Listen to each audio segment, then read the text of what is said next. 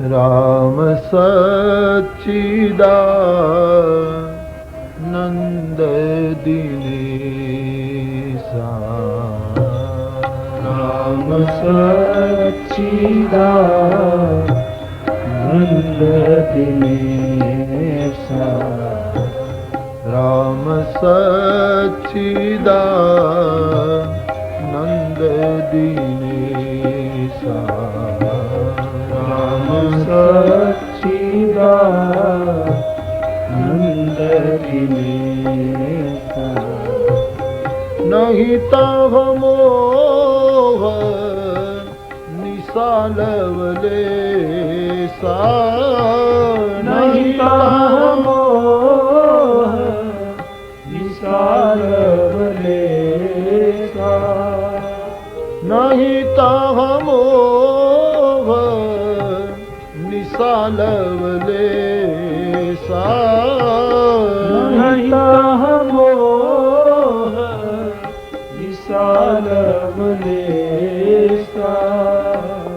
राम सच्चिदानंद दिनेशा। राम सच्चिदानंद दिनेशा।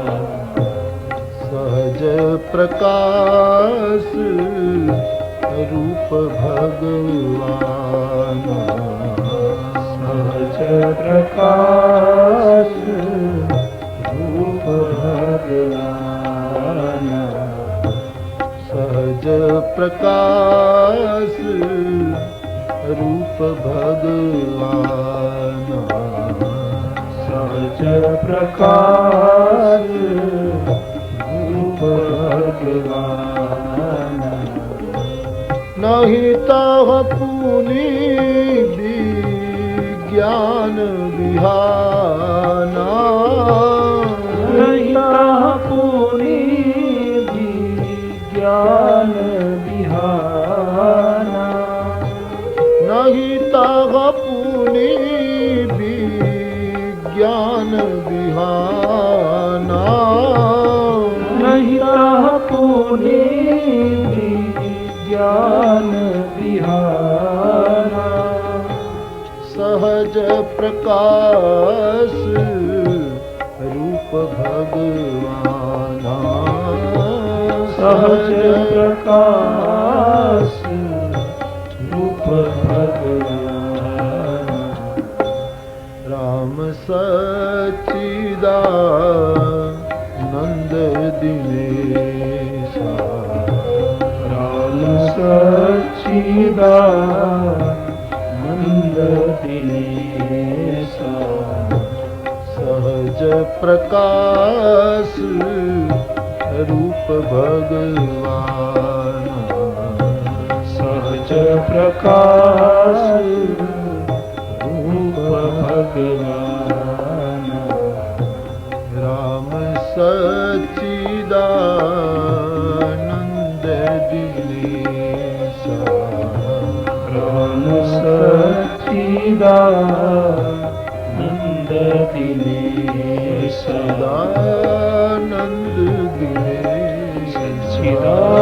सच्चिदानंद दिनेशा। सच्चिदानंद दिनेशा। सच्चिदानंद सच्चिदानंद दिनेशा। दिनेशा। सच्चिदानंद दिनेशा। बोलिए हनुमान जी महाराज की जय। कल सायंकाल को भगवान राम जी के ब्याह का उत्सव सबने मनाया। जिस तरह भगवान राम जी का ब्याह जानकी जी के संग हुआ, उसी भांति लक्ष्मण जी का ब्याह उर्मिला के साथ, श्री भरत जी का ब्याह मांडवी के साथ और शत्रुघ्न महाराज का ब्याह श्रुतकीर्ति के साथ हुआ। एक ही मंडप में चारों प्रसंग संपन्न हुआ। वेद रीति, लोक रीति दोनों प्रकार से ब्याह हुआ। कई दिन बारात मिथिला में रुकी। अब महाराज जनक जी से विदा मांगी गई और मिथिलेश विदा देते हैं। सबको आदर मान देते, क्षमा याचना करते, अपनी पुत्रियों की विदाई की। रास्ते में मुकाम करते करते भगवान राम जी के संग अवधेश का ये समाज अयोध्या पहुंचता है।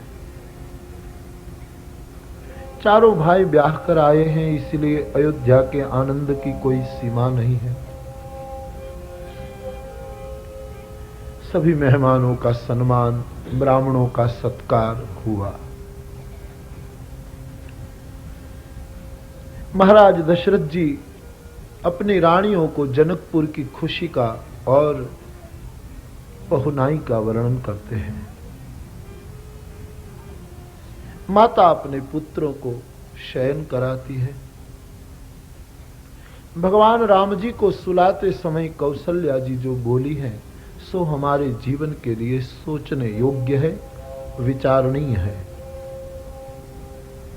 एक बात तो कौशल्या जी ने एक ही, राघव विश्वामित्र जी आपको ले गए और ब्याह कर लौटे, रास्ते में जो जो काम किए मुझे लगता है ये मनुष्य नहीं कर सकता। आपके सभी कार्य लोकोत्तर है। भगवान मन में हंस रहे और मां सावधान है कि मैं पुत्र की प्रशंसा कर रही हूं, इसलिए एकदम बात को पलट देती है कि जो कुछ हुआ है सो विश्वामित्र की कृपा से हुआ है। और अंत में कहा, विश्वामित्र जी आपको ले गए और आज लौटे। बीच वाले जितने दिन आपके दर्शन के बिना गए राघव, विधाता को कहियो ये दिनों की गिनती हमारी उम्र में न करे। व्यक्ति का जीवन मानस कहता है इतना ही जीवन है जितना राम के करीब बीते। राम के करीब मानी सत्य के करीब, भक्ति करुणा के करीब। बस बाकी तो सब जीते हैं, खाते हैं, पीते हैं, भोग भोगते हैं। जितना जीवन भगवत भाव में बीता यही जीवन है।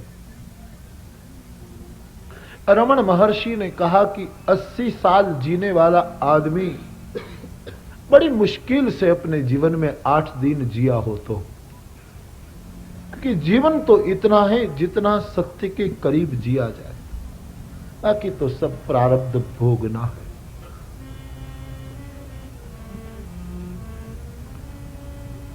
अपनी जन्म तारीख तो वैसे जब हमारा जन्म हुआ तभी मानी जाती है, लेकिन अध्यात्म जगत में जन्म तारीख तभी मानी जाती है जब कोई सद्गुरु आपको मिल गया और आपके जीवन की दिशा बदल गई। वही तुम्हारे जन्म का दिन है, वो तुम्हारा द्विजत्व है। जैसे ब्राह्मण का बालक, क्षत्रिय का बालक, वैश्य का बालक यज्ञोपवीत प्राप्त करने के बाद द्विज कहलाता है, उसका दूसरा जन्म हो गया।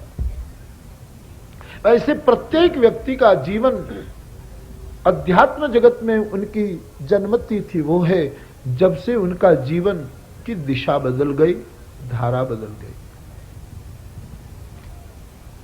इस मुताबिक हमारी कितनी उम्र वो हमें गिननी चाहिए।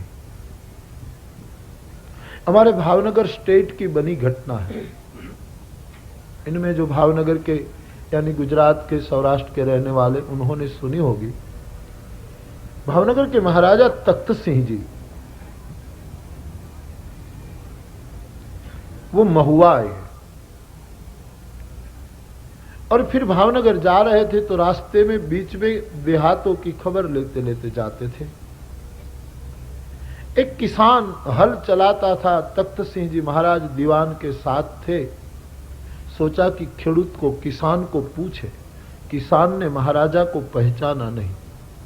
गए, लगा कि कोई बड़े आदमी तो है, बिठाए, प्रणाम किया। आप कोई महान लगते हैं, हमारे घर का भोजन पाओगे? इतने में दोपहर का एक किसान का भात उनकी पत्नी लेकर आई और महाराजा को वो खिलाता है।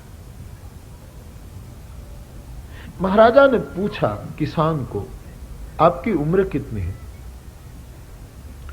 उसने कहा 17 साल का हूं। महाराजा ने दीवान की ओर देखा, दीवान ने महाराज की ओर देखा। सब सेवक एक दूसरे को देखने लगे कि ये आदमी इतना बड़ा झूठ बोलता है।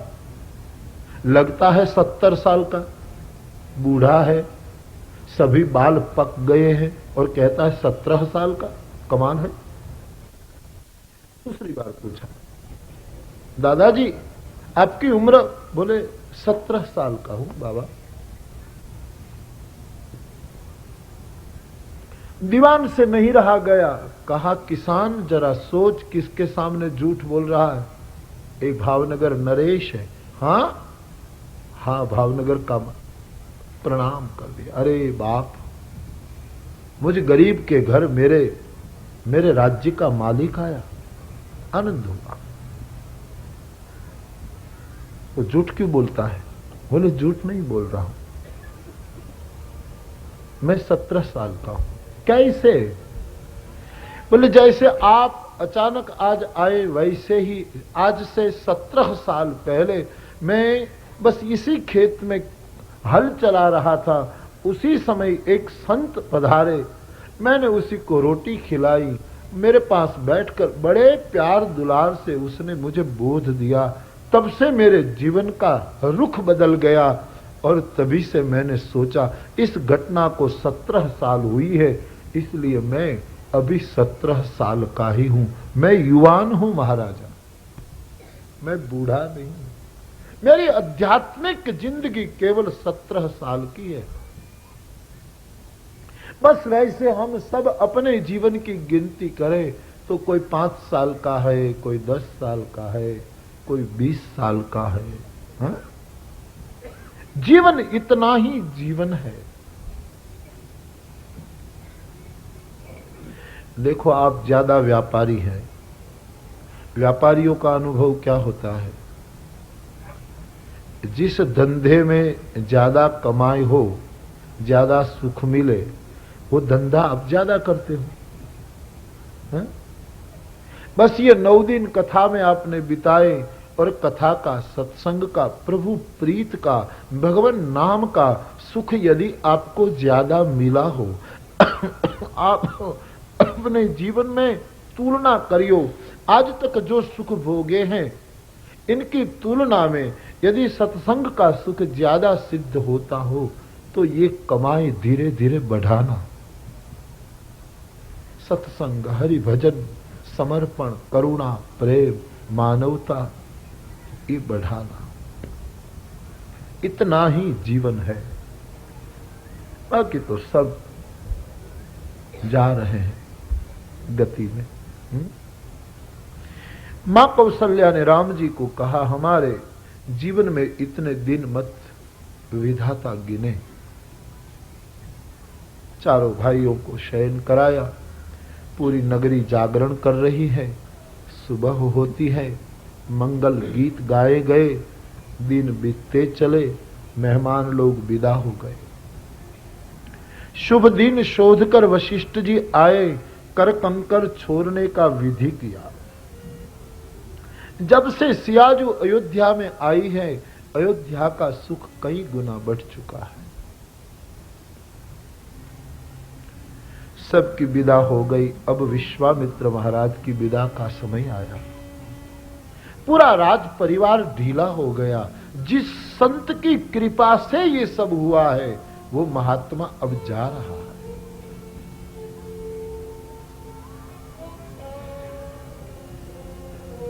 वचस्येकम कर्मस्येकम मनस्येकम।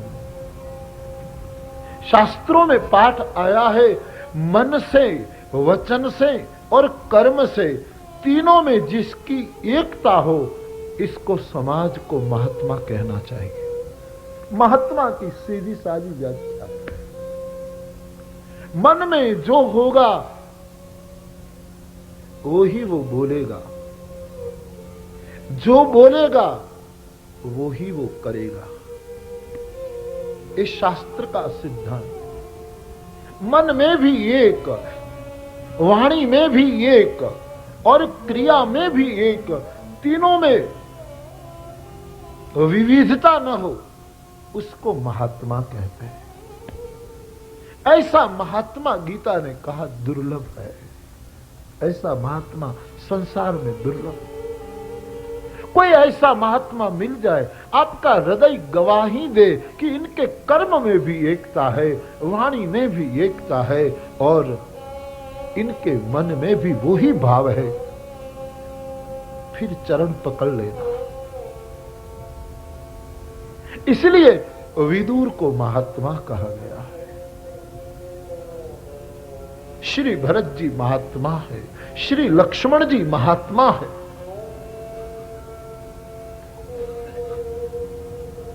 श्री अर्जुन महात्मा है, श्री कर्ण महात्मा है। कोई सी भी पैंट पहना हो तो क्या हो गया, आप उसको महात्मा कह सकते। शास्त्र के न्याय पर ये तीनों में एक धारा हो, हमारा जीवन क्या। फिर उनका बिल्कुल उल्टा दुरात्मा की व्याख्या है शास्त्रों, बिल्कुल उल्टा। मन में कुछ है, बोलेगा कुछ और करने का समय आएगा तब तीसरा ही करेगा। उसको महापुरुषों ने दुरात्मा कहा। और कितना सरल है, हम चाहे तो महात्मा हो सकते हैं।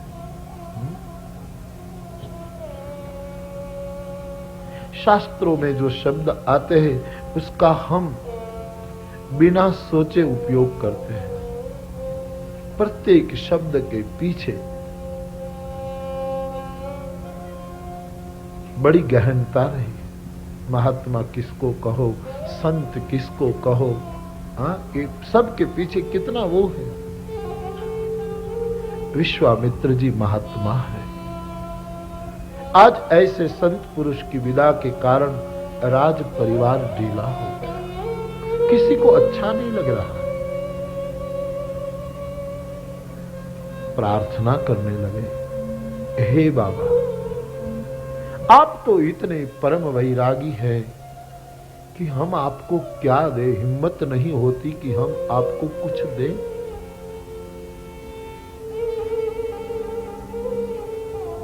और हम तो ये समझ रहे हैं कि हमारे पास जो संपदा है, अवधपति कह रहे हैं, ये सब आपकी है, हम तो आपके सेवक मात्र हैं।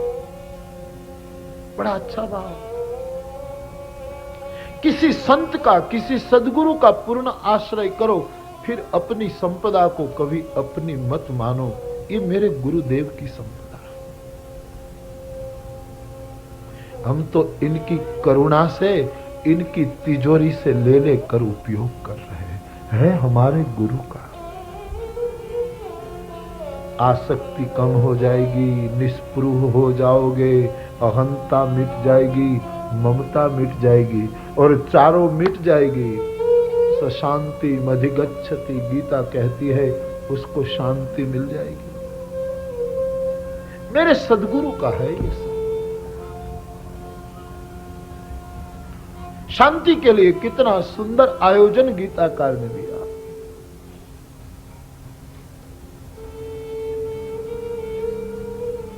किसी वस्तु को प्राप्त करने की तृष्णा न हो, मिल जाए फिर कोई स्पृहा न हो, इनमें लगाव न रहे, आसक्ति न रहे। किसी को दे दिया तो ममता न रहे, दे दिया, और दे देने का अहंकार न रहे कि हमने दे दिया। ऐसे भाव से संपदा रखो तो भी तुम त्यागी हो।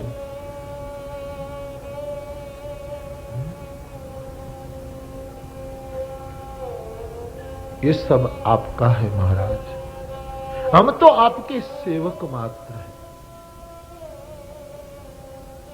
ये सब आपका है, हम आपके हैं, ये कहने में साधक को बड़ी सुरक्षा मिल जाती है, बड़ा कवच मिलता है। भगवान को कैसे भी कहना सीख लो, हम आपके हैं। नाथ तवा हम। आचार्य शंकर ने क्या कहा? सत्यपि भेदा भग में नाथ तवा हम। हा?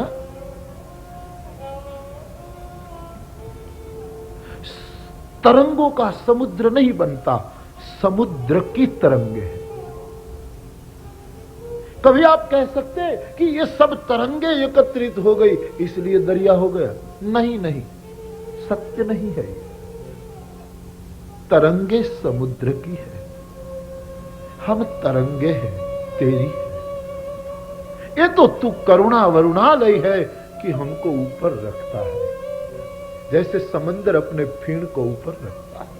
ये तो तेरी कृपा है, ये तो तेरा वरदान है, ये तो दाता तेरी उदारता है। हम तेरे हैं, तेरी तरंगे हैं। आचार्य शंकर कहते। श्रीमद् वल्लभाचार्य महाराज ने, महाप्रभु जी ने नवरत्न में कहा, तस्मात् सर्वात्मना नित्यम श्री कृष्ण शरणम मम। तस्मात् सर्वात्मना नित्यम। हे जीव, मेरे महाप्रभु जी कहते, बहुत अच्छी बात कहते। इसीलिए जो सर्वात्मना, जो समुद्र है, इनकी हम तरंग है, हम उनके हैं, इसलिए उनका ही आश्रय करो। बिना समुद्र तरंग का जीवन ही नहीं है। कोई कह सकता है कि दरिया नहीं और तरंग रह गई, संभव ही नहीं, इतिहास में त्रिकाल में नहीं हो सकता। तस्मात् सर्वात्मना नित्यम श्री कृष्ण शरणम मम।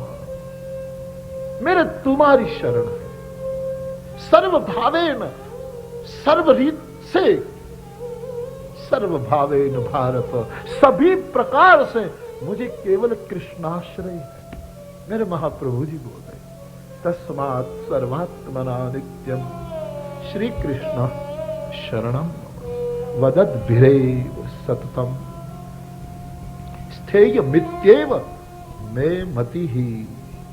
महाप्रभु जी ने अपना मत दिया, इसलिए मैं कहता हूं ये मेरा सिद्धांत है, ये मेरा अनुभव है, ये मेरा मानना है। वैष्णव को, भक्त को, साधक को यही भाव दृढ़ रखना चाहिए। श्री कृष्ण शरणम मम। तस्मात् सर्वात्मना नित्यम वदद्भिरेव सततम। अपना निज मत दे रहे। सभी आचार्य कहते, नाथ तवा हम तरंग है, तू मेरा दरिया है, तू खान है। ये तो तेरी करुणा की तू हमें ऊपर लिए, जैसे पर्वत की महानता कि तिनके को ऊपर रखता है, घास को ऊपर रखता है। नाथ तवा हम तेरे।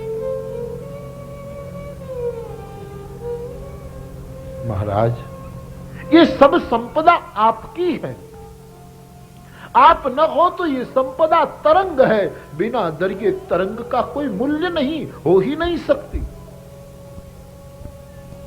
हम आपके सेवक हैं, आपकी संतान है। मुझे एक प्रश्न पूछा गया किसी ने कि बापू, शिष्य और भक्त में क्या अंतर है? शिष्य का सीधा साधा अर्थ है, जो गुरु के पास रहकर सीखना चाहे उसको शिष्य कहते हैं। और शिष्य पर से ही शब्द हमारे देश में आया है। ये सिख भाइयों को हम सिख कहते हैं, वो शिष्य शब्द से ही आया, जो सीखने के लिए प्रतिपल राजी है। और भक्त का अर्थ है जो 24 घंटों में भगवान से जरा भी विभक्त न हो, विलग न हो। तस्मात् सर्वात्मना नित्यम प्रतिपल श्री कृष्ण शरणम मम। मुझे एक ही आश्रय है, मेरा कृष्ण। वदत भिरेव सततम स्थेय मित्येव मे मति ही। आज दशरथ जी इस बोली में बोल रहे, ये सब आपका, हम आपके सेवक। एक सम्राट कह रहा है, कोई सामान्य व्यक्ति नहीं कह रहा। बोले, इनके शब्द सुनिए। नाथ सकल संपदा तुम्हारी, नाथ सकल संपदा तुम्हारी। प्रपन्न जीवों को, शरणागत जीवों को अपने घर में ये सूत्र लिखकर रखना चाहिए। जब कोई सदगुरु आया, यदि न आया तो परमात्मा तो बैठा है, उनको सतत ये स्मरण कराते रहो, ये संपदा मेरे ठाकुर तेरी। इनका गैरुपयोग करने का हमें अधिकार नहीं, इनका दुरुपयोग करने का। इसलिए हमको, हमारे बालक को, हमारे परिवार के सदस्यों की बुद्धि सात्विक रखियो, इनका दुरुपयोग न कर दे। ये सूत्र हृदय में जड़कर रखो। नाथ सकल संपदा तुम्हारी, नाथ सकल संपदा तुम्हारी।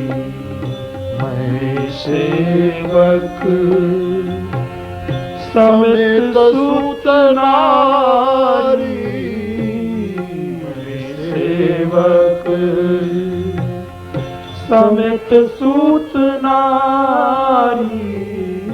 नाथ सकल संपदा तुम्हारी, नाथ सकल संपदा तुम्हारी। और ध्यान दे, संपदा शब्द देवी संपदा की ओर भी इंगित कर रहा है। केवल दशरथ जी के पास धन दौलत थी, राज्य था, कोष था, इतना ही नहीं, दैवी संपदा भी थी, अभय था, सत्व शुद्धि, न जाने क्या क्या नहीं था इस महापुरुष के पास। दैवी संपदा यदि हम में है, कुछ अच्छापन है, हे सदगुरु, वो भी तेरे कारण है, ये भी तेरा है, हमारा अपना कुछ अर्जित किया नहीं है। मेरी दैवी संपदा के मालिक भी आप हो। हम झूठा ठेका नहीं ले सकते, क्योंकि तरंगों का अपना अस्तित्व ही नहीं है।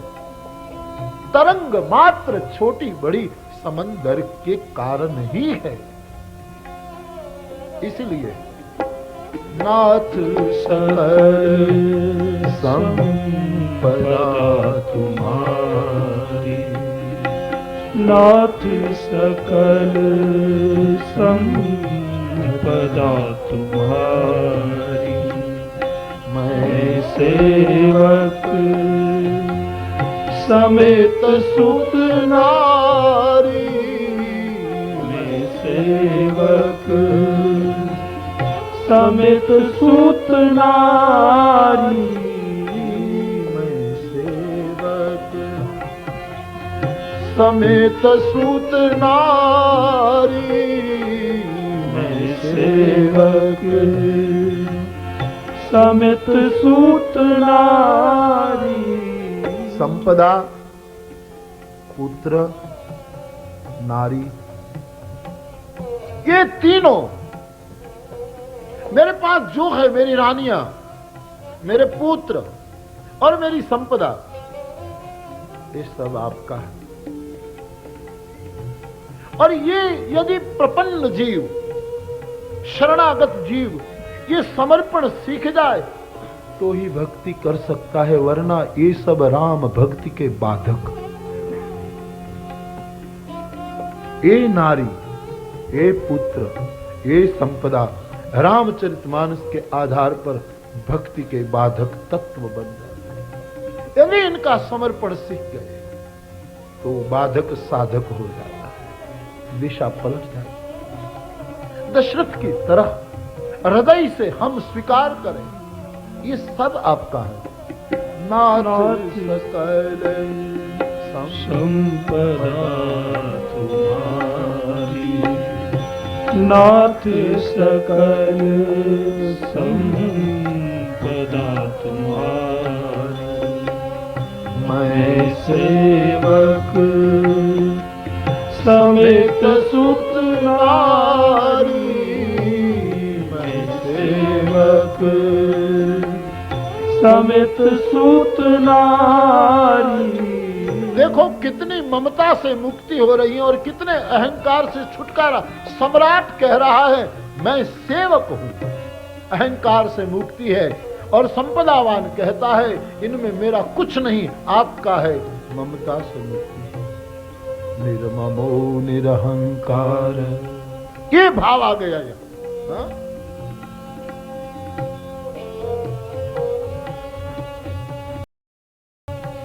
और यदि मेरे पास मेरा होता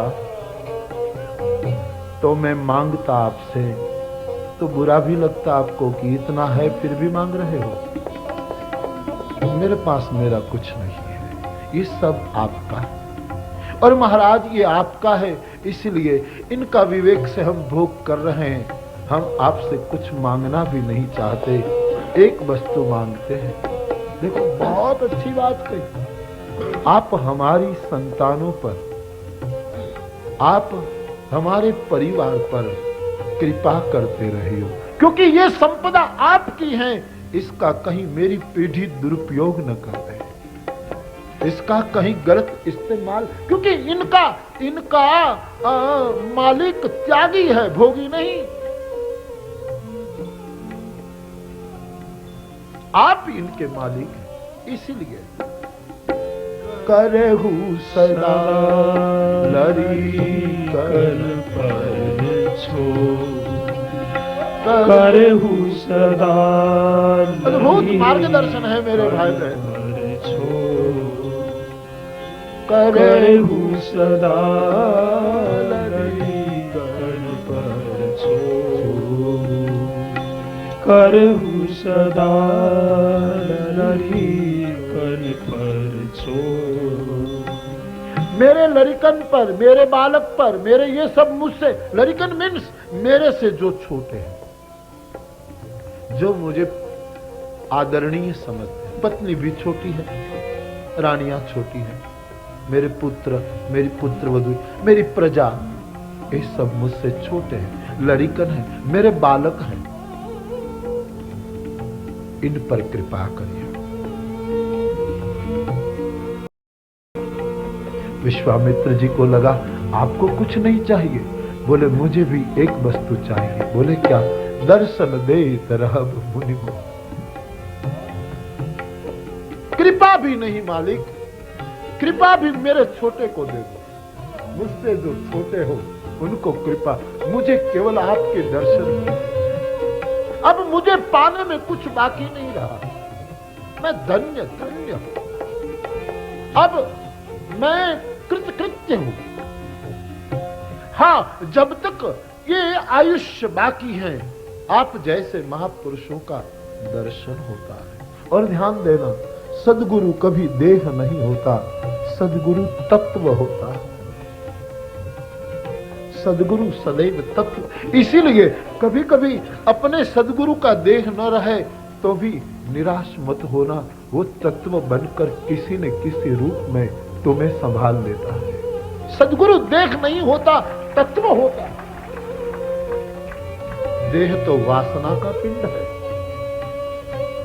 देह का क्या मूल्य मेरे भाई बहन? मूल्य है सत्व तत्व का, और वो तत्व कभी मरता नहीं, देह मरता है। बड़ी अच्छी बात मांग रहे, मुझसे छोटे हैं उन पर कृपा कर, और मुझे तो केवल दर्शन देत रहब मुनि मोहु दर्शन देत रहब मुनि मोहु दर्शन देत रहब मुनि मोहु दर्शन देत रहब मुनि मोहु। और जब विश्वामित्र जी आए थे, गौर से सुनना, उस समय जो अविवेक कर दिया था ना, उनकी क्षमा मांग रहे। उस समय मैंने कहा राम देत नहीं बनई पुरसाई, मेरी भूल हो गई। राम मेरा नहीं है तुम्हारा, मैं कौन उसको मना करने वाला। इसलिए अब कभी फिर आना हो ना तो मुझे केवल दर्शन ही देना, मुझसे मांग कर संकोच मत देना। जब चाहो किसी को भी ले जा सकते हो, क्योंकि ये सब तुम्हारी संपत्ति है। मैंने अविवेक कर, आखिर जीव। अब मैं आपसे कोई मांग नहीं रखता, जब आओगे मैं आपको देखता रहूंगा। संपदा आपकी है, तिजोरी खोलकर राम को ले जाओ, लखन को ले जाओ, जिसको ले जाना चाहो तुम इनको ले जाओ। मैंने भूल कर कि जो कह दिया उस समय राम देत नहीं बने पुरसाई, मैंने आपको कह दिया विप्र आप विचार करके नहीं मांग रहा। मैंने भूल की। विप्र कभी विचारहीन भूलता है। महाराज मुझे क्षमा करो और मुझे दर्शन देते रहो। इतना अविवेक के बाद भी आपने इतनी करुणा बरसा दी। दर्शन देत रहब मुनि मोहु दर्शन देत रहब मुनि मोहु नाथ सकल संपदा तुम्हारी नाथ सकल संपदा तुम्हारी। और नाथ शब्द का संबोधन मैंने आगे भी कहा, जब भी कोई करता है इसके पीछे एक ही अर्थ है कि आप नहीं है तो हम अनाथ हैं, फिर हमारा कोई नहीं, आप ही हमारे सब कुछ है। तस्मात् सर्वात्मना नित्यम श्री कृष्ण शरणम नाथ सकल संपदा तुम्हारी। मैं सेवक समेत सुत नारी, सेवक समित सुत नारी करहु सदा ललिकन पर छोहु करहु सदा ललिकन पर छोहु। दूसरी बात महाराज, मैं तो बूढ़ा हूं, चौथेपन पाए उस सुचारी आपको मैंने कह दिया था कि मेरी चौथी अवस्था में मुझे पुत्र है, तो दिखाओ मैं तुम्हें बूढ़ा हूं, लेकिन आपके सामने मैंने बचपना कर दिया है, बालक जैसी जीत कर दी थी। इसलिए मुझे मेरे इस लरीकन पर भी न देखकर कृपा बरसाते रहना, इन मेरी चेष्टाओं को भूल जाना। करहु सदा ललिकन पर छोहु करहु सदा ललिकन पर। एक डर सा लग रहा है दशरथ जी को कि पहली बार अविवेक कर दिया, ठीक है वो तो इनकी करुणा कि सब काम संपन्न करके जा रहे हैं उनकी कृपा से, और अब दूसरी बार न आए तो वो तो अविवेक करता है, वो तो मना कर देता है, वो तो मेरे सामने चर्चा कर लेता है। बाबा ऐसा मत मानना, दर्शन देते रहिए। दर्शन देत रहब मुनि मोहु दर्शन देत रहब मुनि मोहु नाथ सकल संपदा तुम्हारी नाथ सकल संपदा तुम्हारी। समित सुत नारी सेवक, समित सुत नारी नाथ सकल संपदा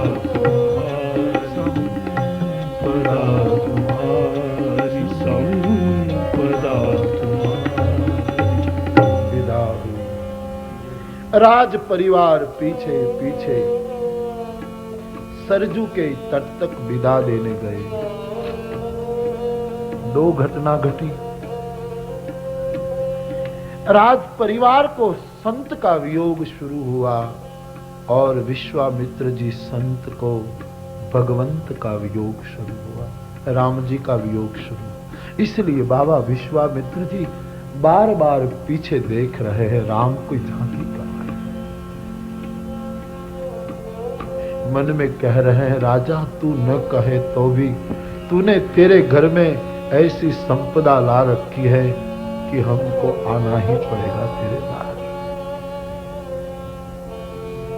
अपने परिवार में, अपने जीवन में ऐसी संपदा अर्जित करो कि साधु को आने की इच्छा हो। वो तुम्हारी भौतिकता देखकर थोड़ा आएगा भाई। जिसकी सुविधा ईश्वर करता हो, इनको तुम कौन सुविधा दे सकते हो? वो तुम्हारी दैवी संपदा देखकर आएगा कि बिगाड़ तो नहीं रहा। जब किसी साधु को आपकी दैवी संपदा का पता रहेगा तो वो अपने आप आएगा, देखेगा इन लोगों का व्रत तो नहीं टूट रहा है, इन लोगों के जप में कमी तो नहीं आई है, इन लोगों की तपस्या में कोई रुकावट तो नहीं है, इनकी जांच करने आएगा। जैसे सम्राट अपने मुल्कों का मुलाकात लेता है, प्रजा सुखी है, सब शांतिमय है। सद्गुरुओं के ऊपर बहुत जिम्मेवारी आ जाती है।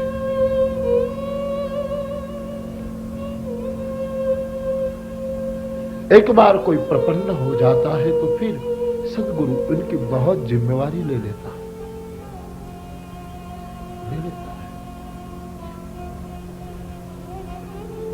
इसलिए नाथ तवा हम कहते, एक घोषणा जीव के जीवन में जितनी जल्दी हो उनके भविष्य के लिए अच्छा है। जब हम प्रभु को या सद्गुरु को कह दे, हम तेरी तरंग है, तेरे बिना हमारा कोई अस्तित्व नहीं, कोई अस्तित्व।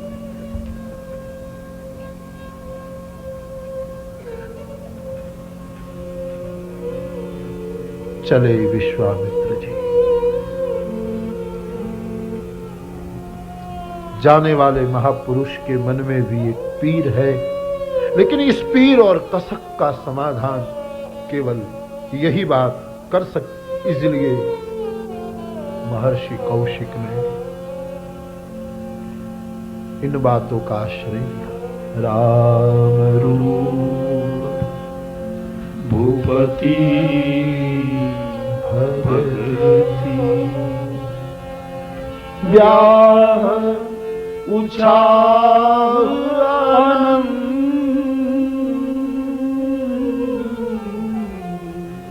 जात सराहत मन ही मन मुदित गाधी कुल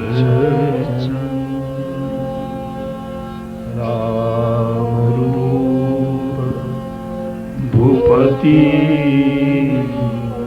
भगति। जा रहे हैं विश्वामित्र जी तो क्या सोच रहे हैं? राम के रूप में बारे में चिंतन कर रहे हैं।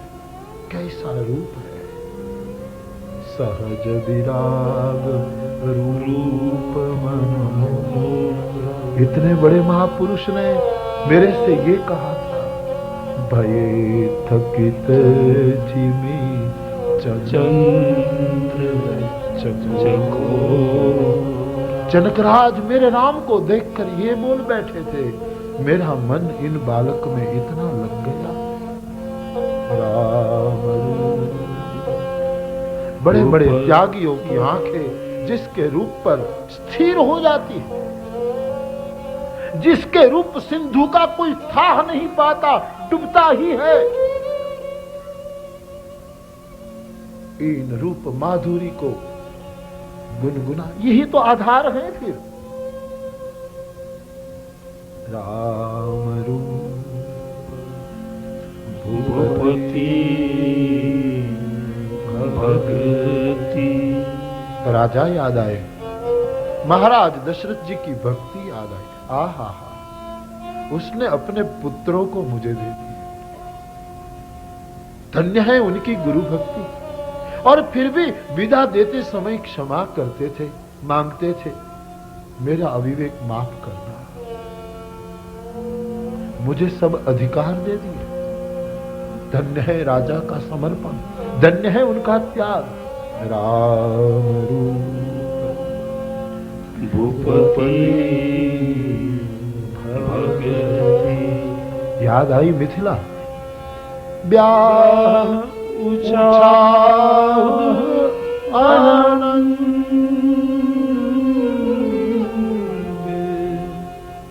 तुम्हारे घर बने प्रसंग का एल्बम बोले, वो बोलना नहीं है कि तुमने कैसा प्रसंग किया।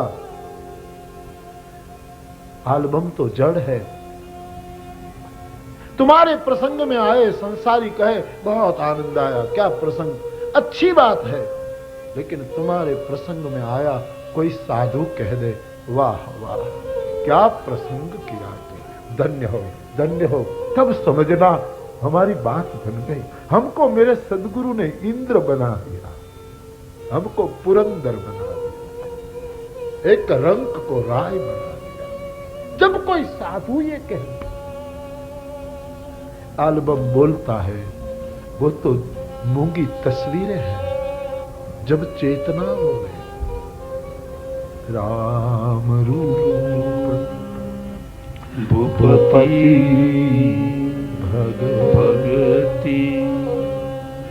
ब्याह ऊंचा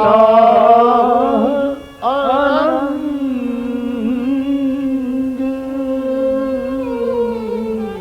जात सराहत मन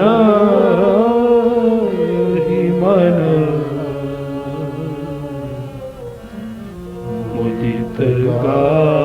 अकेले अकेले मुदित हो रहा है, जा रहे हैं तो अंदर अंदर मौज आ रही है, जब अंदर भीतर एकदम तरंगे उठ रही है, मुदित हो रहे, भीतर भीतर आनंद पी रहे हैं। जात सरागत मन ही मन मुदित कुल चंद। गए। राज परिवार की आंखें सुनी हो गई।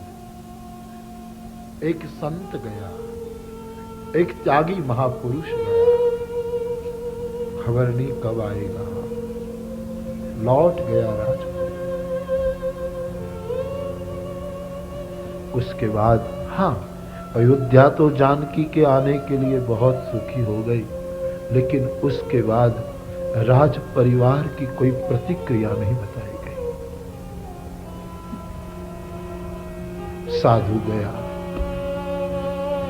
वातावरण वो हो गया,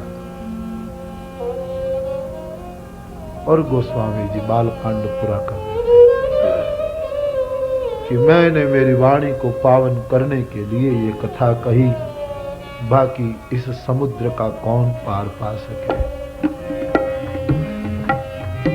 निज लीला पावनी कारण कारण गिरा पावनी करण कारण राम जस तुलसी करो।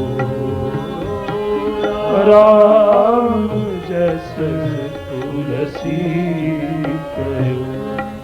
रघुवीर चरित अपार बारी।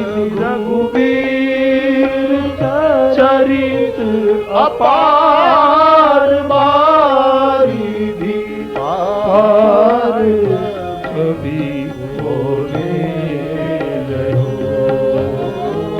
पार कभी कोने उपबीत व्याह उछाह मंगल। उपबीत व्याह उछाह मंगल। सुनी जय सादर गावही। सुनी जय सादर गावही। वही देहि राम प्रसाद ते। वही देहि राम प्रसाद ते। जन सर्वदा सुख पावई। जन सर्वदा सुख पावई। जन सर्वदा सुख पावई। जन सर्वदा सुख पावई। सिय रघुवीर विवाह जे सप्रेम गावही। सुनहि तिन कहु सदा उछाह। मंगलायतन राम। दोनों बात का निर्वाह किया। उपबीत ब्याह उछाह मंगल। सुनी जे सादर गावे। इन प्रसंगों को पहले सुनेगा और फिर गाएगा। उसको वैदेही राम की कृपा से सदा सर्वदा इस जन को, इस भक्त को, इस सेवक को सुख मिलेगा। जो पहले सुनेगा फिर गाएगा। और फिर कह रहे हैं सिय रघुवीर विवाह जय सप्रेम गावही। सुन, पहले गाएगा फिर सुनेगा। जो सुविधानुसार जैसा अवसर मिले, सुनना मिले सुन लो, गाना मिले गा लो। पहले गाना मिले गा लो, फिर सुनना मिले सुन लो। जो करेगा। राम के यश तो बड़े मंगलायतन है। इति श्रीमद् रामचरितमानसे सकल कलि कलुष विध्वंसने विमल वैराग्य संपादना प्रथम सोपान बालकांड समाप्त। सीताराम। भगवान के चरणों में एक वाणी समर्पित की जा रही है। तो बालकांड ऐसे संक्षेप में पूरा किया। अब दूसरा सोपान अयोध्या कांड शुरू होता है।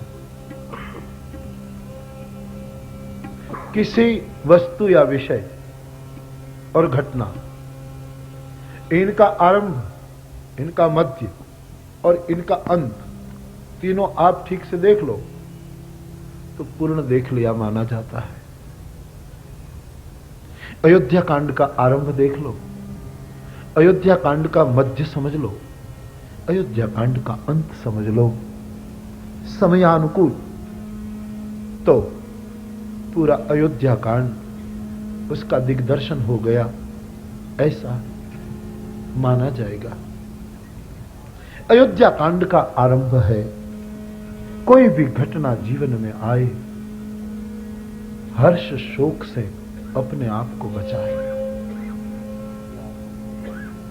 भगवान राम जी को राज्य मिलने की बात आई, न हर्ष हुआ। वन में जाने की बात आई, न विषाद हुआ। बड़ा कठिन है, व्याख्या बड़ी सरल है। लेकिन नहीं मानेंगे तो भी घटना तो घटेगी। लाख चाहोगे तो भी परिवार के सदस्य चले जाएंगे। लाख चाहोगे तो भी तुम्हारी देह गिरेगी, जाना पड़ेगा। ऋतु चक्र, काल चक्र, युग चक्र कौन बदल सकता है? ये तो रात दिन का क्रम है। अयोध्या कांड का आरंभ है। राम के राज तिलक के समय न उनके चेहरे पर प्रसन्नता है, बन के समन न मुख म्लान है। हमको ये सिखावन दे रहे। दशरथ जी के बाल सफेद हुए। भगवान वशिष्ठ जी को कहा मैं बूढ़ा हो गया, राम को तिलक कर दे। बाबा ने हाँ कह दी। पूरी तैयारियां हो गई। देवताओं ने सरस्वती को कहा बाजी पलट दो। सरस्वती ने देव कार्य के लिए मंथरा की गिरा बदल दी और उसकी बुद्धि बदल दी, और मंथरा ने मां कैकेयी की बुद्धि बदल दी। हम कथा में कहते हैं रामचरितमानस में 4 शरणागति है। इनमें 3 निष्फल हुई, 1 सफल हुई। इस पर से हम सबको निर्णय करना चाहिए कि संसार में किसकी शरणागति करें। कैकेयी ने मंथरा की शरणागति की कि तू कहे तो कुएं में गिर जाऊं। ये सीधी शरणागति थी, और ये शरणागति का परिणाम बहुत बुरा आया। अपने आप को विधवा होना पड़ा। महाराज दशरथ जी ने कैकेयी की शरणागति की। तू कहे तो रंक को राजा कर दूं, राजा को रंक कर दूं। कैकेयी रूठी और महाराज उनके शरणागत हो गए। परिणाम क्या आया? प्राण प्रिय पुत्र को वनवास हो गया। सफलता नहीं मिली। भगवान राम जी ने समुद्र की शरणागति ली। 3 दिन समुद्र के किनारे रास्ता मांगने बिल्कुल क्षत्रिय धनुष्यबाण एक और रखकर तपस्वी के रूप में बैठ गए। अनशन पर शरणागति का कोई अर्थ नहीं सरा, और दंड के लिए तैयार होना पड़ा।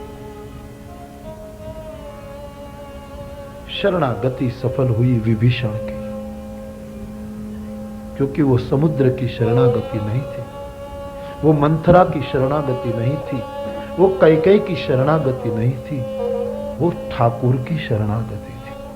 सीधी सी बात। यहां शरणागति केवल ठाकुर की करो, उसी में ही सफलता है। महाराज दशरथ जी कैकेयी को वचन दे देते हैं, और रानी कैकेयी 2 वचन मांग लेती है। मेरे पुत्र को राज्य मिले, और राम उदासीन होकर 14 साल वनवासी हो जाए। गिर पड़े महाराज दशरथ। मनोरथ चूर चूर हो गए। होनी को कौन मिटा सकता था?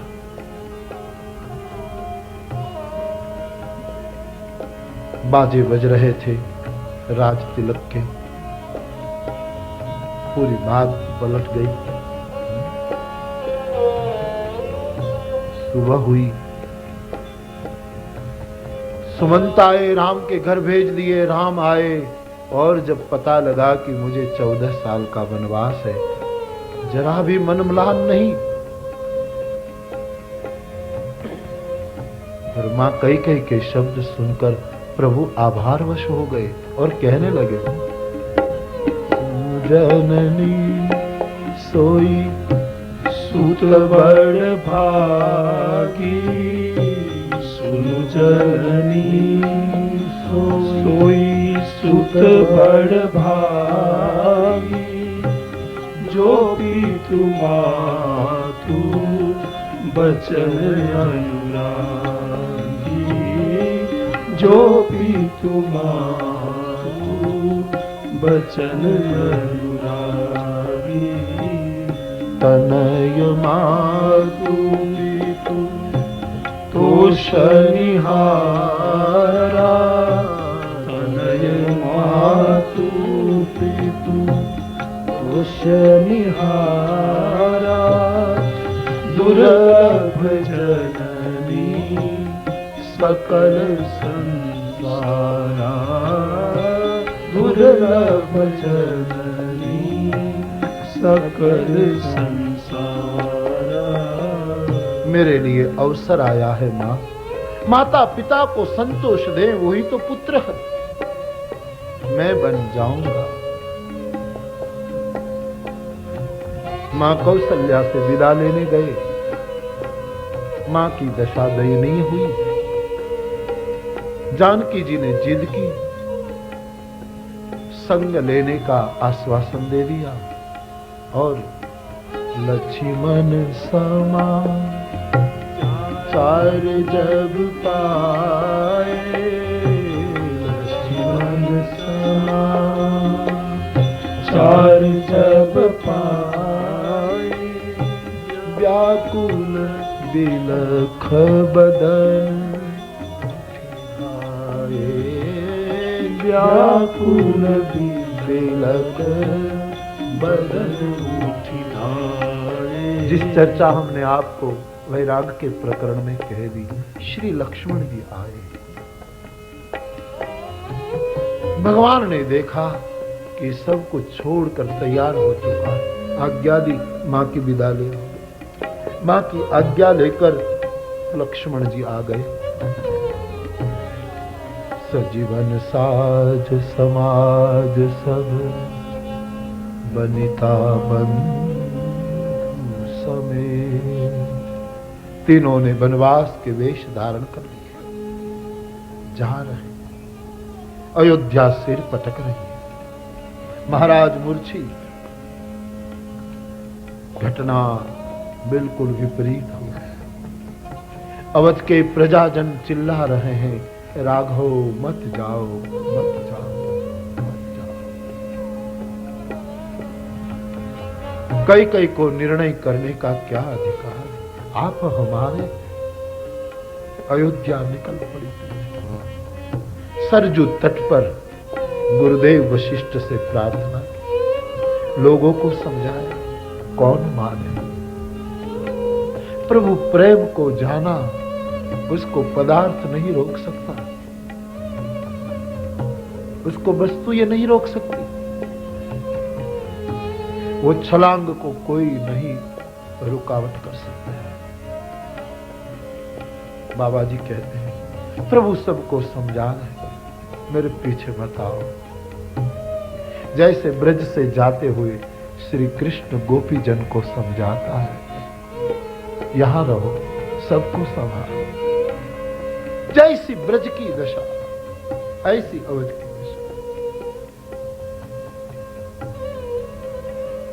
गरीब हो गए अवधवासी।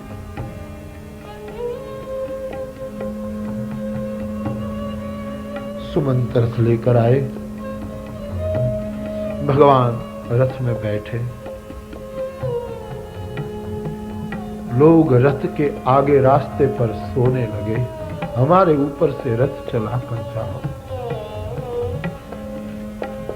छोटे छोटे बालक बिलख रहे, राघव मत जाओ।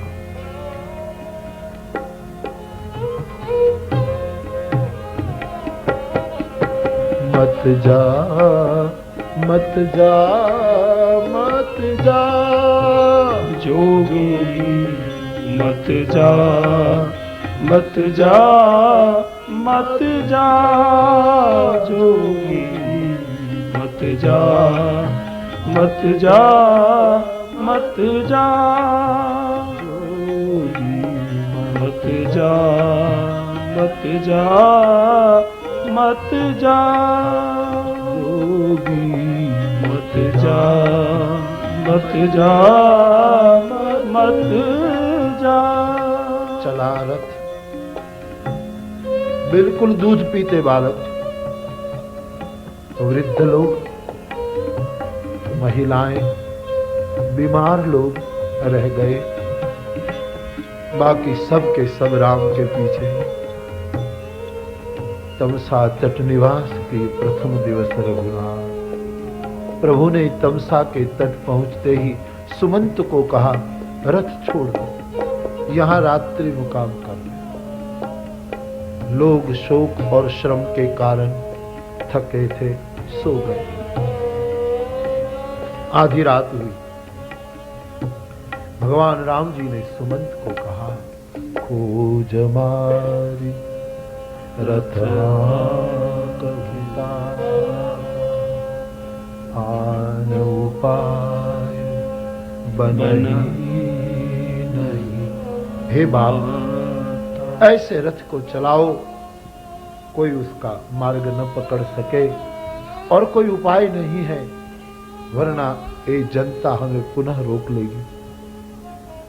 मध्यरात्रि को रथ निकल गया। सुबह हुई। अयोध्या के लोग जागे और शोर मच गया। बिना राम का तमसा तट देखकर इस अवधवासी की दशा केवल वो ही जाने। बाबा लिख गए, निंदहि आप सराहि मीना, निंदहि आप सराहि मीना, धिक जीवन रघुनाथ बीना, धिक जीवन रघुनाथ बीना, नाथ बीना। जागे सकल लोग भय भोर, जागे सकल लोग भय भोर, गए रघुनाथ भय अति स्वरूप, गए रघुनाथ भय अति स्वरूप। रोते हुए प्रजाजन अयोध्या लौट गए। राम दरस हित नेम व्रत, करन लगे नर नारायण। मनहु कोकी कमल दीन विहीन। कठिन तपस्या करने लगे राम दर्शन के लिए। अब कब राम दर्शन हो, कब लौटेंगे? अयोध्या की ये दशा। राम गंगा के तट से श्रृंगवेरपुर गुह ने स्वागत किया। एक रात्रि मुकाम हुआ। श्री लक्ष्मण जी ने गुह को बोध दिया। दूसरे दिन प्रभु ने जटा बंधन किया। सुमंत रो पड़े, राघव ये जटा बंधन मुझसे नहीं देखा। लखन सियाजू के सिर झुके हुए, गुहराज के नेत्र छलक रहे। महाराज अयोध्या लौट आइए। सुमंत जी, आप हमारे पिता समान। बचपन में आप ही तो हमें धर्म की शिक्षा देते रहते थे। सत्य के समान कोई धर्म नहीं, और ये धर्म आज हमें सुलभ हुआ। त्यागने से तिहुपुर में अपजस हो सकता। मेरे माता पिता का ख्याल करियो, संभालियो।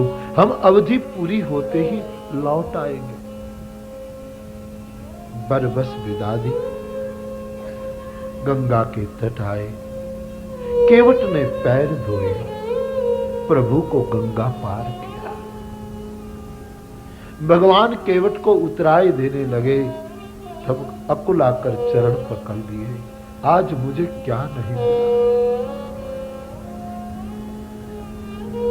सोने की जंजीर से बांधे जाए तो भी नहीं आने वाला, तू आज प्रेम के कच्चे धागे पर मेरे घाट पर आ गया। नाथ आज मैं काह न पावा, मिटे दोष दुखदारी दिया। अमित काल मजूरी की है, मेरे राघव ने आज सब पूरी कर दी। भगवान केवट को प्यार देते हैं। पार्थिव पूजा की, चले। गुह ने करबद्ध प्रार्थना की, भगवान जी नहीं चाहता आपको यहां से अकेले जाने, रास्ता ठीक नहीं। कुछ दिन रास्ता बताकर जिस वन में आपको कुटिया बनानी हो वहां कुटिया बना करके अगल बगल के भीलों को आपका परिचय करा करके फिर आप जो आज्ञा देंगे मैं लौट जाऊंगा। क्योंकि अब कहां जाऊं, जाऊं कहां तजी चरण तिहारे। गुह को साथ लिया। पदयात्रा करते ये तीनों गुह के संग तीर्थराज प्रयाग पहुंचे। भरद्वाज जी ने स्वागत किया। एक रात्रि मुकाम करके दूसरे दिन श्री भरद्वाज जी से रास्ता पूछा।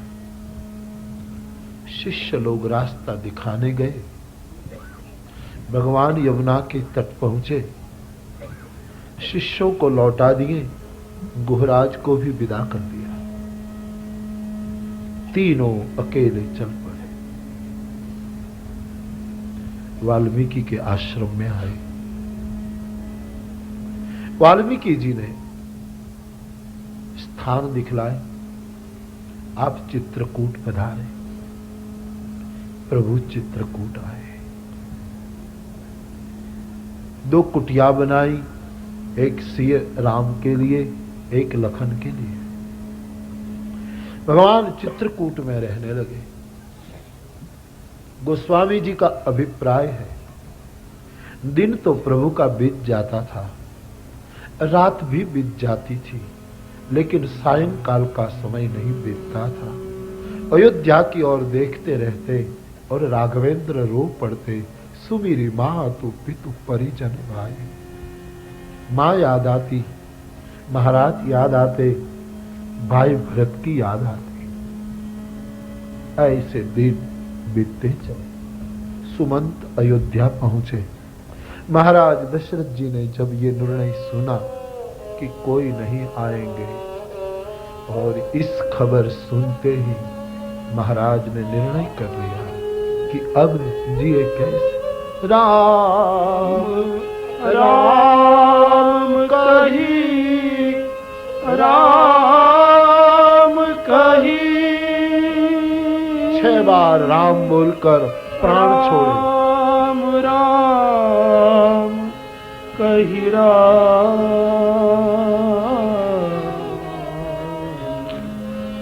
तन पर रघुबीर बिरह राम गए सुरधा।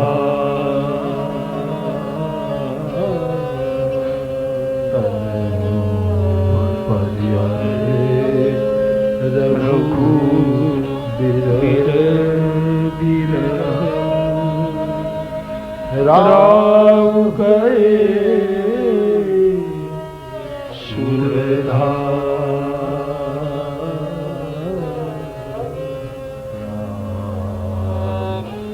राम कही, राम कही। हे राघव, हे राम, हे राम कहते कहते महाराज ने प्राण छोड़े। अयोध्या नाथ हुई। श्री भरत जी आए। मां कई के संबंध तोड़ दिया। तू मेरी मां नहीं है, मेरी मां ऐसी नहीं, लेकिन आखिर जननी है, मैं करूं भी क्या। मंथरा को दंडित करते हुए शत्रुघ्न को रोकते दोनों भाई कौशल्या के पास पहुंचकर रो पड़े। मां, मेरा जन्म नहीं हुआ होता तो तुझे विधवा नहीं होना पड़ता।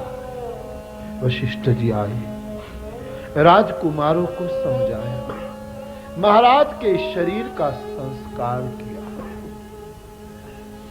दशरथ जी के वियोग में शोकातुर अयोध्या डूबी है। दशगात्र भरत जी ने किया पिता के पीछे। सभा मिली, अब राज्य का क्या करें? वशिष्ठ जी ने शोक व्यक्त किया, विधि प्राबल्य की कथा कही, खुद बिलख गए और भरत जी को कहा, वेद शास्त्र के अनुकूल है, पिता जिसको राज दे वो स्वीकार करे। 14 साल राज भोगो, फिर राम को दे देना। मां ने भी कहा, भाई राज्य स्वीकार करो। उसी समय श्री भरत जी रो पड़े, इससे ज्यादा मेरा दुर्भाग्य कौन हो सकता? ये पथ्य नहीं है मां, एक कुपथ्य। मेरा हित केवल सिय पति की सेवकाई में है और कोई में नहीं है। मेरा हित केवल सीताराम की सेवा में ही है, राज में नहीं।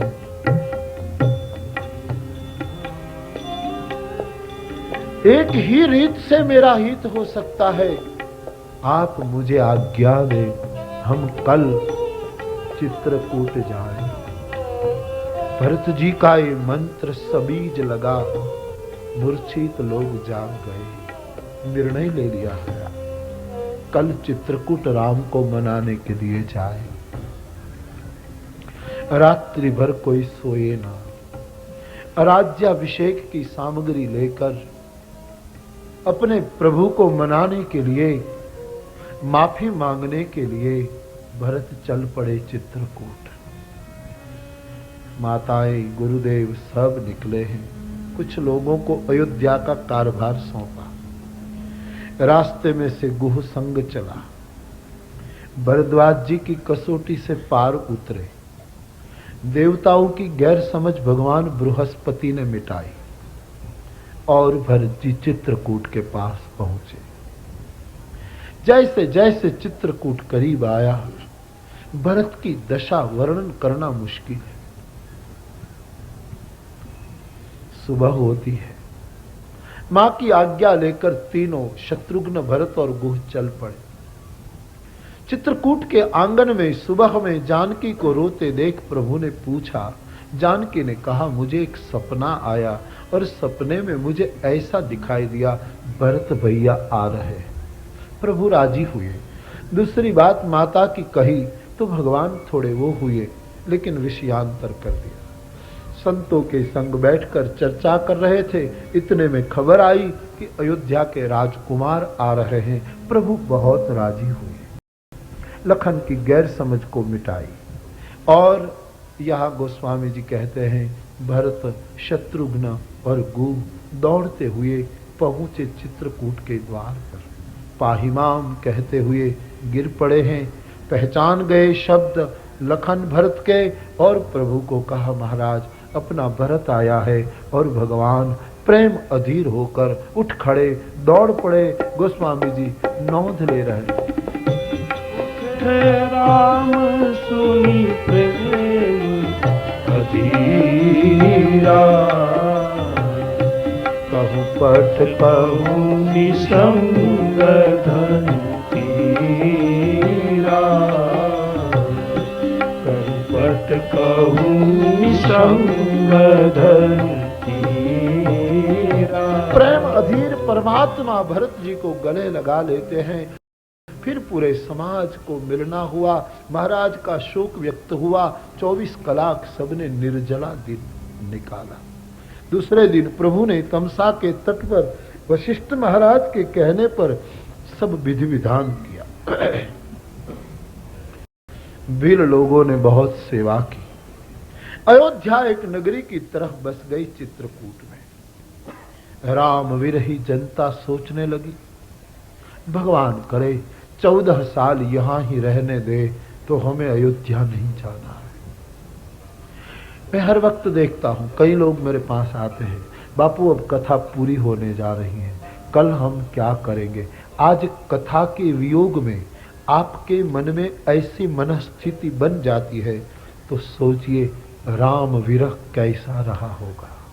इसलिए अवधवासी सोचते हैं 14 साल चित्रकूट में ही बीत जाए तो अच्छा है। संत भगवंत दोनों का सामीप्य भला कहाँ मिलेगा। बहुत सी चर्चाएं होती रही, कोई निर्णय नहीं आया। जनक जी आए, उन्होंने भी चर्चा में हिस्सा लिया, कुछ निर्णय नहीं कर पाए। अंत में भक्त तो सदैव समर्पण करता है, उसने प्रभु को कह दिया आपका मन जिस तरह प्रसन्न रहे ऐसी मुझे कोई भी आज्ञा करे। जही विधि प्रभु प्रसन्न मन होई। आपको मैं कोई दबाव नहीं डालना चाहता, आप जो आज्ञा करें, मेरा ठाकुर प्रसन्न रहे। प्रभु भरत को कहते हैं संसार के भाई माता पिता की संपत्ति बांटते हैं, चलो हम तुम विपत्ति को बांट लें। मैं 14 साल यहां रहूं, आप घर रहो, कल अवधि पूरी होगी मैं लौटूंगा। भरत जी ने राज तिलक की सामग्री जो लाए इनका क्या करे पूछा। प्रभु ने अत्रि का इशारा किया, अत्रि को मिलकर सब व्यवस्था हुई। भरत जी ने आज्ञा मांगकर चित्रकूट की परिक्रमा की। जाने का दिन निश्चित हुआ। सब लोग के आंख में आंसू हैं, आज प्रभु को छोड़कर जाना। भगवान सबको समझा रहे हैं। भरत जी गिर पड़े चरणों में, प्रभु आपके हाथों से कोई आधार दो, इसके बिना हम जी नहीं सकेंगे। प्रभु के नेत्र भर गए। कृपा निधान ठाकुर ने भरत पर कृपा करके चरण पादुका का दान किया है। प्रभु करी कृपा पांवरी देनी। भरत जी ने सिर पर धारण कर लिया। क्या नहीं मिला आज भरत को। लगा मानो सीताराम जी स्वयं पादुका का अवतार लेकर मेरी संभाल लेने आ रहे हैं। अब हमें कुछ नहीं होगा, अब हम अवधि बिता देंगे, अब इस विरह सिंधु को पार कर देंगे, क्योंकि नौका मिल गई। लकड़ी की पादुका तरेगी, हमें तार देगी अवध, वरना अवध निश्चित बूट जाएगी। देखो अवध को तारी संभाली पादुका ने और व्रज को संभाला कृष्ण के इस झूठे वादे ने कि मैं ब्रज आऊंगा। इस भरोसे पर ब्रजवासी जी सके और इसलिए झूठा वादा करना पड़ा। उद्धव के सामने कृष्ण ने स्पष्टता की। जब उद्धव नाराज हो गए कि आपको मथुरा आने के बाद फिर वृंदावन जाना ही नहीं था तो क्यों वादा किया मैं लौटूंगा, तब कृष्ण रो पड़े थे। उद्धव ये वादा मैं नहीं करता तो मेरी मां यशोदा जी नहीं सकती, मेरे बाबा नंद मर जाते, मेरा ब्रज समाप्त हो जाता। और ब्रज को बचाने के लिए, ब्रज भाव की सुरक्षा के लिए, ब्रज प्रपन्नता को संभालने के लिए मैंने ये झूठा वादा किया था। अवध बची पादुका से, ब्रज बसा भगवान के इन शब्दों से। फिर भी सुर तो कह ही देता है, सूरदास व्रज डूबत, ब्रज डूबा जा रहा है। पावरी लेकर भरत जी लौटे। प्रभु बिलक गए, अयोध्या आए। जनक जी ने सब व्यवस्था करवाई, चल दिए। गुरुदेव को पूछकर, शुभ दिन शोध कर पादुका को सिंहासन पर प्रस्थापित करके, पादुका को पूछ पूछ कर भरत जी राज्य का संचालन करने लगे। नंदीग्राम में पर्ण कुटी बनाई, खड्डा बनाया जमीन में।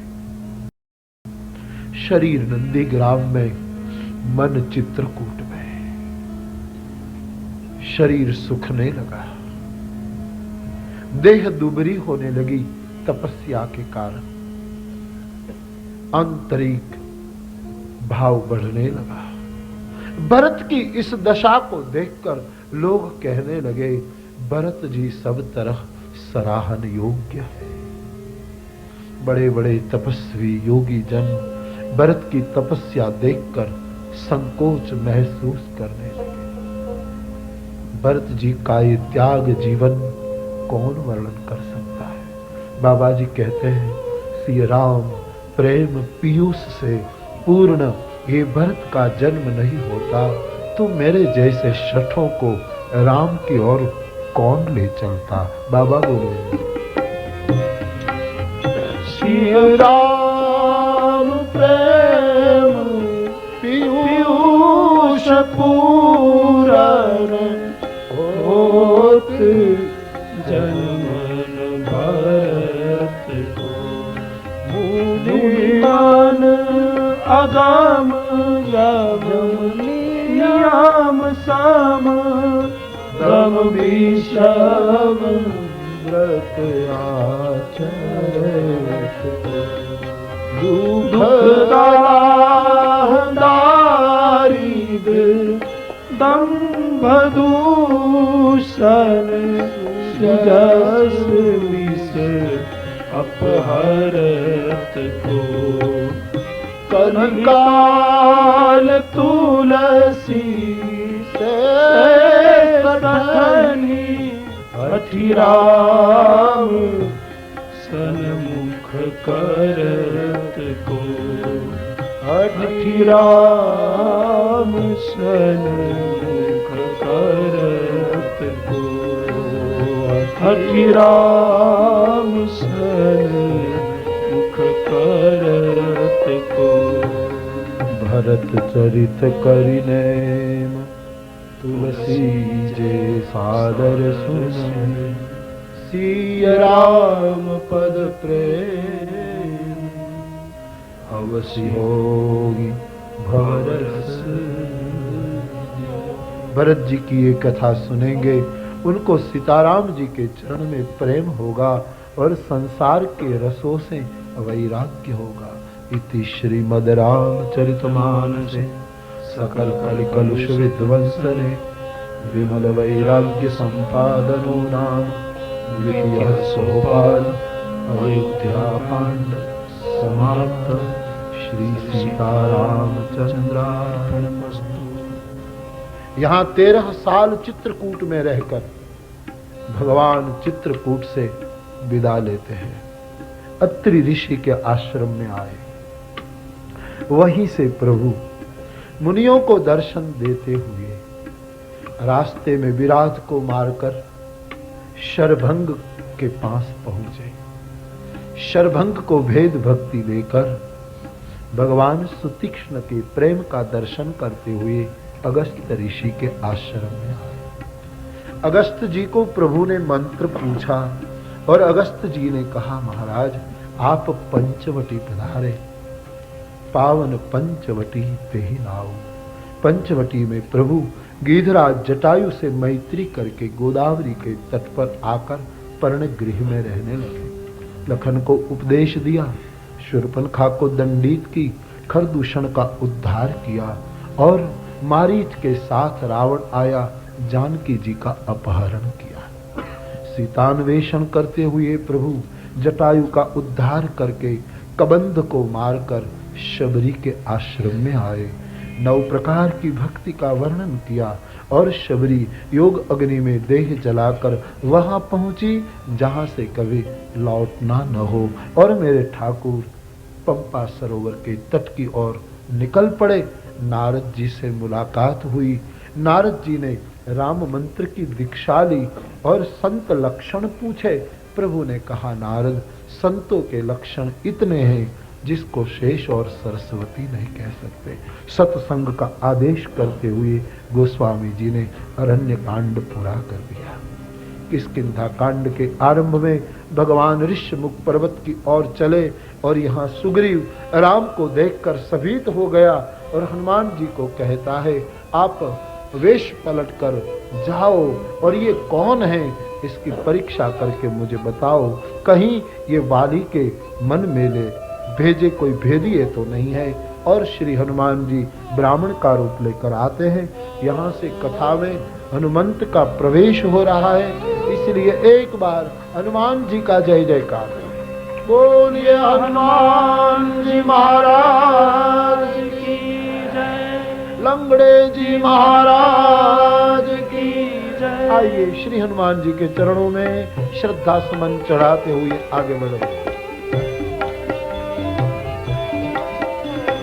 सकल अमंगल मूल निकंदन, सकल अमंगल मूल निकंदन, सकल अमंगल मूल निकंदन, सकल अमंगल मूल निकंदन, मंगल मूर्ति मारुत नंदन, मंगल मूर्ति मारुत नंदन, पवन तनय संतन हितकारी, पवन तनय संतन हितकारी, हृदय विराजत अवध बिहारी, हृदय विराजत अवध बिहारी, बंदहु राम लखन बैदेही, बंदहु राम लखन बैदेही, ये तुलसी के परम स्नेही, ये तुलसी के परम स्नेही, ये बाबा के परम स्नेही, ये बाबा के परम स्नेही, मंगल मूर्ति मारुत नंदन, मंगल मूर्ति मारुत नंदन, सकल अमंगल मूल निकंदन, सकल अमंगल मूल निकंदन, सकल अमंगल मूल निकंदन, सकल अमंगल मूल निकंदन, सकल अमंगल मूल निकंदन, सकल अमंगल मूल निकंदन, मंगल मूर्ति मारुत नंदन, मंगल मूर्ति मारुत नंदन, मंगल मूर्ति मारुत नंदन, मंगल मूर्ति मारुत नंदन। भक्तों और भगवान का सुंदर मिलन हुआ है। प्रभु श्री हनुमान जी को हृदय से लगा करके अपने जल के आंखों के जल से उसको संतृप्त कर रहे,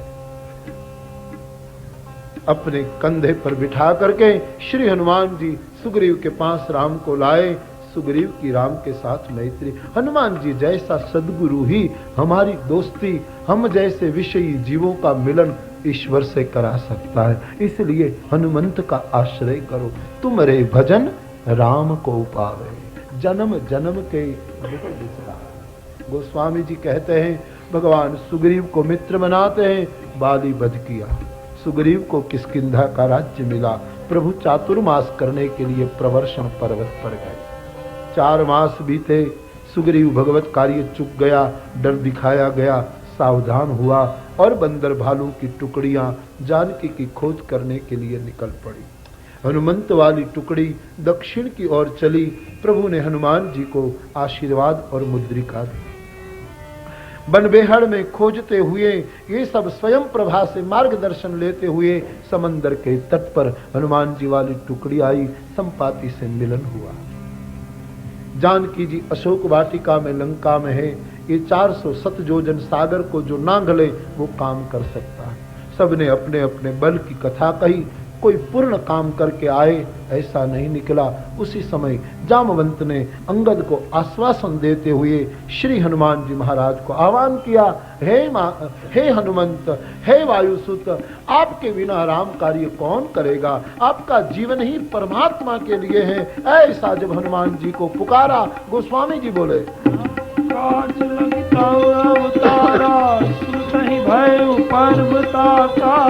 पवन तनय बल पवन समा। हे बाप,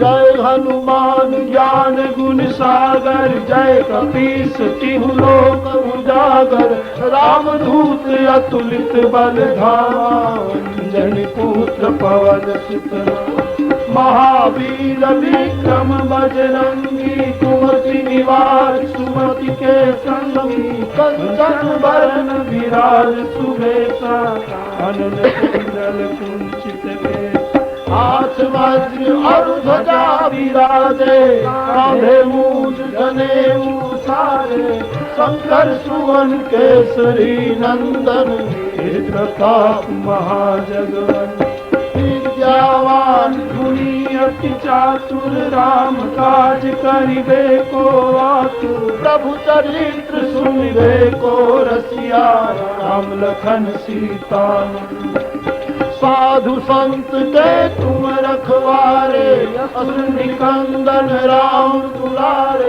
जय जय जय हनुमान गोसाई, कृपा करो गुरुदेव की नाई, कृपा करो गुरुदेव की नाई, कृपा करो गुरुदेव। हनुमान जी पर्वताकार हुए, जामवंत को पूछा आप मुझे सलाह दे, लंका में जाकर मुझे क्या करना। जामवंत ने कहा माँ को संदेश देना, माँ का संदेश लाना, और फिर भगवान सेना लेकर जाएंगे, राक्षसों को मारेंगे, प्रभु की कथा में हमारी कथा गाई जाएगी। गोस्वामी जी ने किष्किंधा कांड पूरा किया। अतुलित बल धामम हेम शैलावदेहम, दनुजवन पिशानम, यानि नाम अग्रगण्यम, सकल गुण निधानम, वानराणामधीशम, रघुपति प्रिय भक्तम, वात जातम नमामि। श्री हनुमान जी महाराज लंका जाने के लिए तैयार है। गोस्वामी जी सुंदर के आरंभ में बोले, बचन सुहाए, सुनि हनुमंत हृदय अति भाई, मोहि पद तुम भाई, सही कंद मूल फल खाई, जब लगी आवोसी कही देगी, होई काज मोहि हर्ष,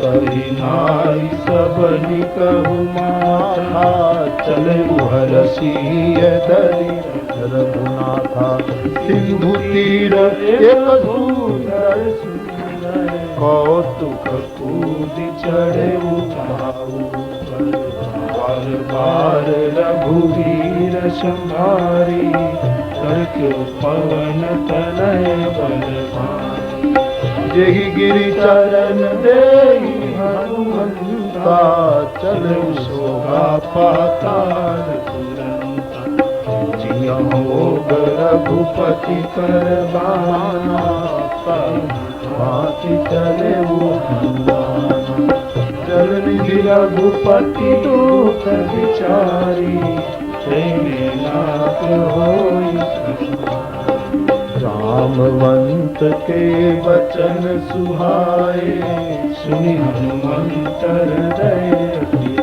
सब मित्रों से आशीर्वाद लेकर राम को हृदय में धारण करके हनुमान जी लंका की ओर छलांग भरने के लिए तैयार। एक बार भाव से बोलिए, बोलिए हनुमान जी महाराज की जय। भगवान के धनुष से जैसे अमोघ छूटे ऐसे बाबा चले, बीच में मैनाक के मन का समाधान करते हुए, सुरसा पर विजय करते हुए, सिंहिका का समापन करते हुए, बारिधि नांग करके हनुमान जी लंका के भूमि पर आ गए।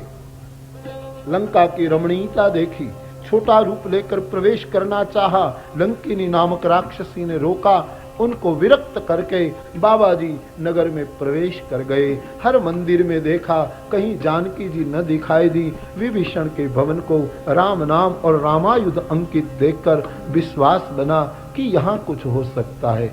विभीषण और हनुमान जी का मिलन हुआ, बड़ी सुंदर चर्चा हुई। श्री हनुमान जी महाराज विभीषण की सूचना के अनुसार अशोक वाटिका में पहुंचे और सोच रहे क्या करे। उसी समय रावण आता है, ये प्रसंग हुआ।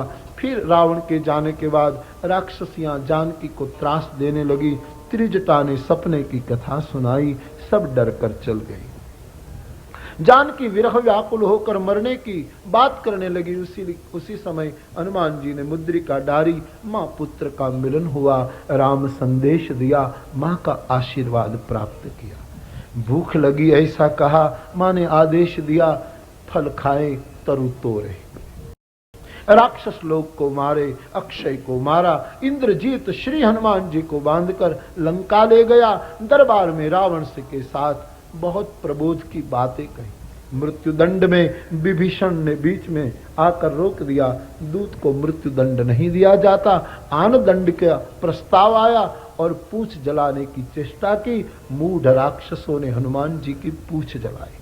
श्री हनुमान जी ने लंका की विकृति जला दी। लंका का भक्त को जो जलाने जाएगा वो स्वयं जल जाएगा।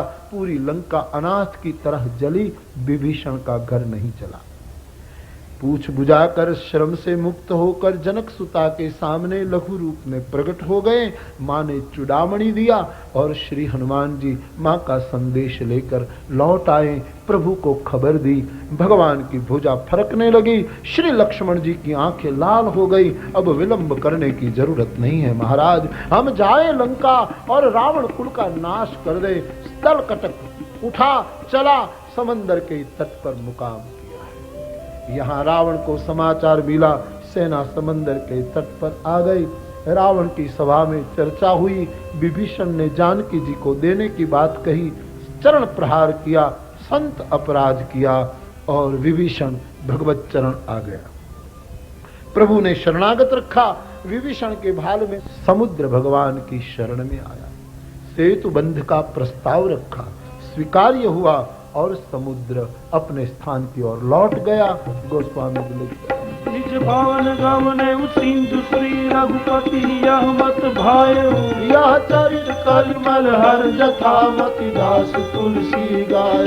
सुख भवन संशय समन दमन विषाद रघुपति गुण गना, तज सकल आस भरोस गावहि सुनहि संतत सठ मना। तज सकल आस भरोस गावहि सुनहि संतत सठ मना। समुद्र की बात स्वीकृत हो गई और सुंदर कांड गोस्वामी जी ने पूरा किया। लंका कांड के आरंभ में सेतु बंद हुआ।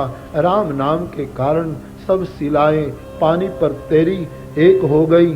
बड़ा समुद्र बांध लिया गया और इस दिव्य दृश्य को देखकर प्रभु ने अपने सखाओं को कहा, ये धरती बड़ी सुंदर है, मेरी इच्छा है यहाँ भगवान शंकर की स्थापना करें। ऋषि मुनियों को बुलाए गए और ऋषि मुनियों के वेद मंत्रों के साथ प्रभु के हाथ से भारतीय संस्कृति का महान ज्योतिर्लिंग भगवान रामेश्वरम का प्रागट्य हुआ। देवताओं ने जय जयकार किया। एक बार भाव से बोलिए, बोलिए रामेश्वर भगवान की जय। हर हर महादेव। वेद विधि से रामेश्वर भगवान की पूजा की, आरती संपन्न हुई, सब हुई। शिव और राम में कोई भेद नहीं, वो प्रस्थापित किया। अब कथा में मानस जी की भी आरती होगी, रामेश्वर जी की भी आरती होगी। लेकिन एक सूचना, कल कथा 9 बजे ही शुरू होगी और 12-1 बजे तक इस 9 दिवसीय कथा को हम विराम दे देंगे। आज कथा यहाँ रुक रही है, लेकिन आप कृपया तब तक न उठे जब तक आरती हो, यदि हो सके तो। आइए अब रामेश्वर भगवान की आरती और मानस की आरती हो। इससे पूर्व कुछ क्षणों के लिए भगवान शिव नाम का आश्रय करें भाव से। नमः शिवाय ओम नमः शिवाय। नमः शिवाय नमः शिवाय नमः शिवाय ओम नमः शिवाय ओम नमः शिवाय नमः शिवाय ओम नमः शिवाय नमः शिवाय ओम नमः शिवाय नमः शिवाय ओम नमः शिवाय नमः शिवाय ओम नमः शिवाय नमः शिवाय ओम नमः शिवाय नमः शिवाय ओम नमः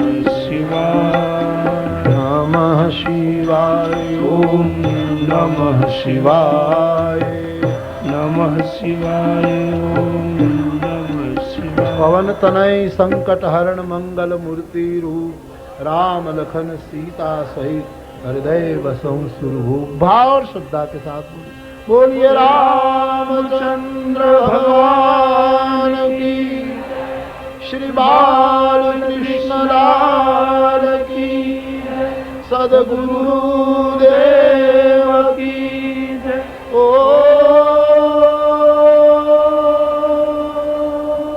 नमः पार्वती पतये हर हर महादेव।